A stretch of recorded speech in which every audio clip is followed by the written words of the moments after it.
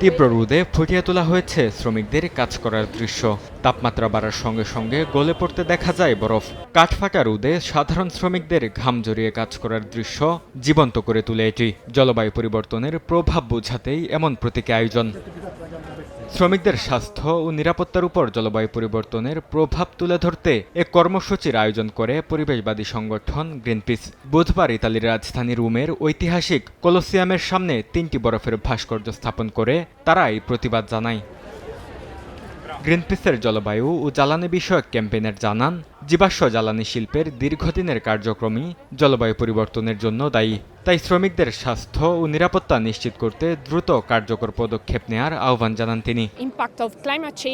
জলবায়ু পরিবর্তনের প্রভাব সাধারণ শ্রমিকদের জীবনে কিভাবে ফেলছে তা তুলে ধরতে আমরা এখানে এসেছি।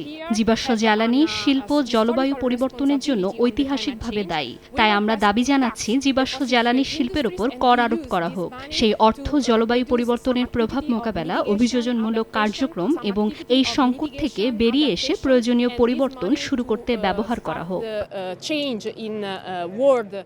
ইতালি বর্তমানে তীব্র তাপপ্রবাহে আক্রান্ত। আবহাওয়া পূর্বাভাস অনুযায়ী রোমে তাপমাত্রা 38 ডিগ্রি সেলসিয়াস পর্যন্ত পৌঁছাতে পারে। বিশেষ করে নির্মাণ, কৃষি ও খোলা আকাশের নিচে কাজ করা শ্রমিকরা সবচেয়ে বেশি স্বাস্থ্য ঝুঁকিতে রয়েছেন। বরকতুল্লাহ।